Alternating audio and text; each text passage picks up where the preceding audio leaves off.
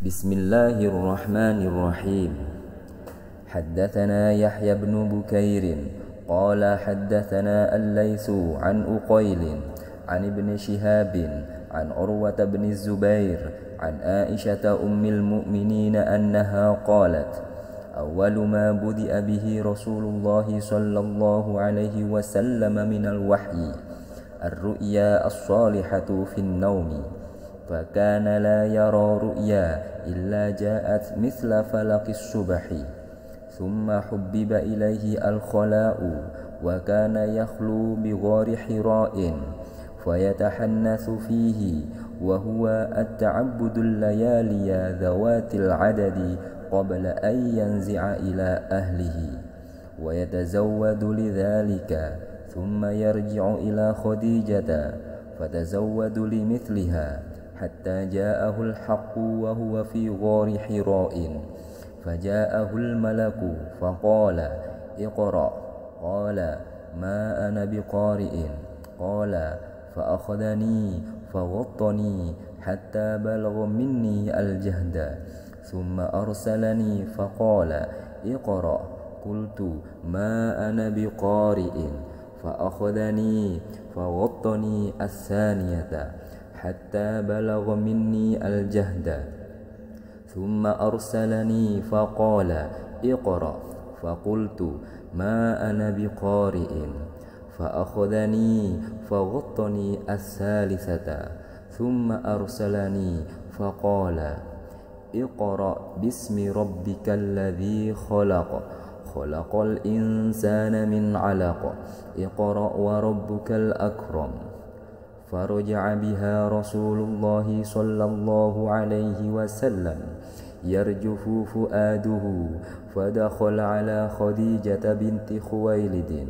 رضي الله عنها فقال زملوني زملوني فزملوه حتى ذهب عنه الروع فقال لخديجة وأخبرها الخبر لقد خشيت على نفسي فقالت خديجة كلا والله ما يخزيك الله أبدا إنك لتصل الرحم وتحمل الكلا وتكسب المعدوم وتقري الضيف وتعين على نوابب الحق فانطلقت به خديجة حتى أتت به ورقة بن نوفل بن أسد بن عبد العزى بن عم خديجة وكان امرأ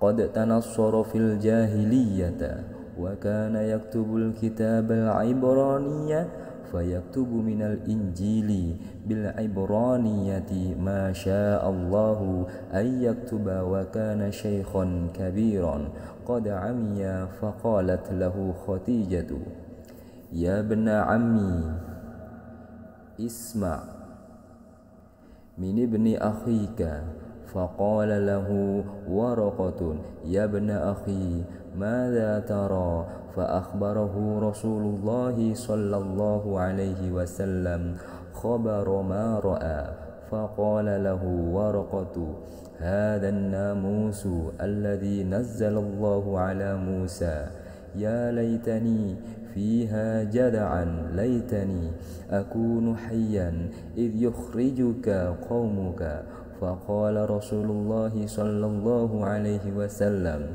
أو مخرجيهم قال نعم لم يأت رجل قط بمثل ما جئت به إلا عودي وإن يدركني يومك أنصرك نصرا مؤزرا ثم لم ينشب ورقة أن توفي وفتر الوحي قال ابن شهاب وأخبرني أبو سلمة بن عبد الرحمن أن جابر بن عبد الله الأنصاري قال وهو يحدث عن فترة الوحي فقال في حديثه بين أنا أمشي إذ سمعت صوتا من السماء فرفعت بصري فإذا الملك الذي جاءني بحراء جالس على كرسي بين السماء والأرض فرعبت منه فرجعت فقلت زملوني زملوني فأنزل الله تعالى يا أيها المدثر قم فأنذر إلى قوله والرجز فاهجر فحمي الوحي تابعه عبد الله بن يوسف وأبو صالح وتابعه هلال بن رداد عن الزهري وقال يونس ومعمر بوادره.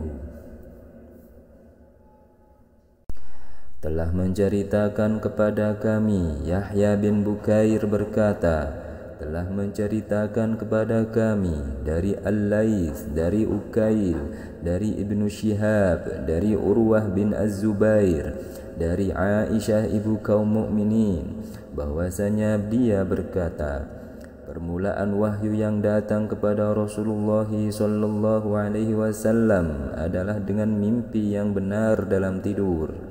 Dan tidaklah beliau bermimpi kecuali datang seperti cahaya subuh. Kemudian beliau dianugerahi kecintaan untuk menyendiri. Lalu beliau memilih gua Hira dan bertahannuts, yaitu ibadah di malam hari dalam beberapa waktu lamanya, sebelum kemudian kembali kepada keluarganya guna mempersiapkan bekal untuk bertahannuts kembali. Kemudian beliau menemui Khadijah, mempersiapkan bekal, sampai akhirnya datang Al-Haq saat beliau di Gua Hira. Malaikat datang seraya berkata, bacalah. Beliau menjawab, aku tidak bisa membaca.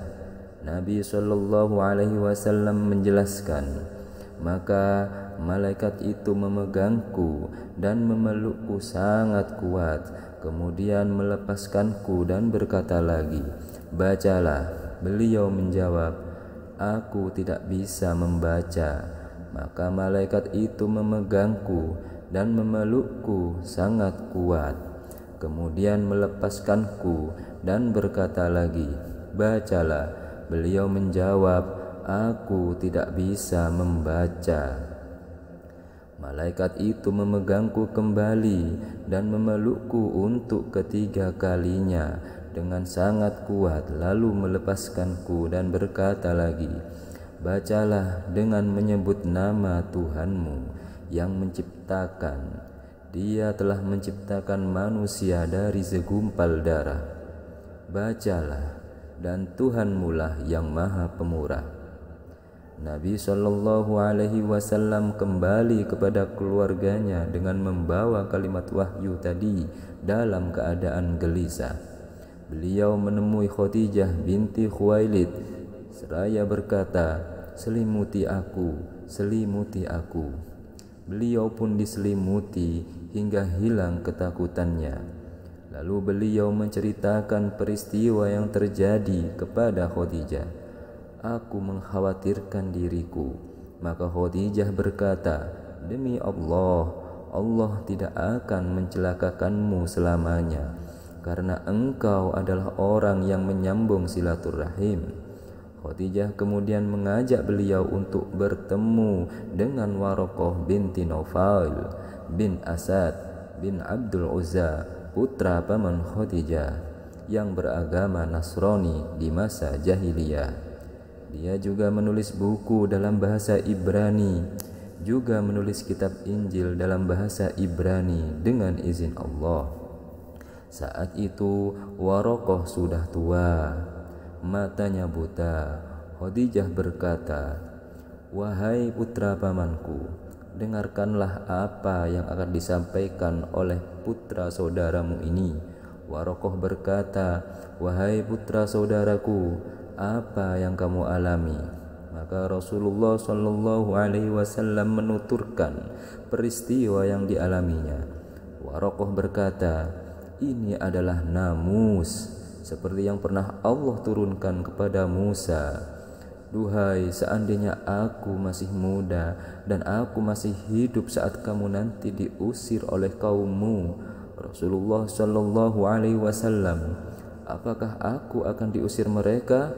Warokoh menjawab, iya, karena tidak ada satu orang pun yang datang dengan membawa seperti apa yang kamu bawa ini, kecuali akan disakiti, dimusuhi. Seandainya aku ada saat kejadian itu, pasti aku akan menolongmu dengan sekemampuanku. Warokoh tidak mengalami peristiwa yang diyakininya tersebut karena lebih dulu meninggal dunia pada masa fatrah atau kekosongan wahyu. Ibnu Syihab berkata, telah mengabarkan kepadaku Abu Salamah bin Abdurrahman bahwa Jabir bin Abdullah al-Ansari bertutur tentang kekosongan wahyu, sebagaimana yang Rasulullah SAW ceritakan. Ketika sedang berjalan, aku mendengar suara dari langit. Aku memandang ke arahnya dan ternyata malaikat yang pernah datang kepadaku di Gua Hiro duduk di atas kursi antara langit dan bumi. Aku pun ketakutan dan pulang dan berkata, selimuti aku, selimuti aku. Maka Allah Ta'ala menurunkan wahyu, wahai orang yang berselimut, sampai firman Allah, dan berhala-berhala tinggalkanlah. Sejak saat itu wahyu terus turun berkesinambungan. Hadis ini juga diriwayatkan oleh Abdullah bin Yusuf dan Abu Shalih, juga oleh Hilal bin Raddad dari Az-Zuhri dan Yunus berkata, dan Ma'mar menyepakati bahwa dia mendapatkannya dari Az-Zuhri. Sahih Bukhari, hadis ketiga.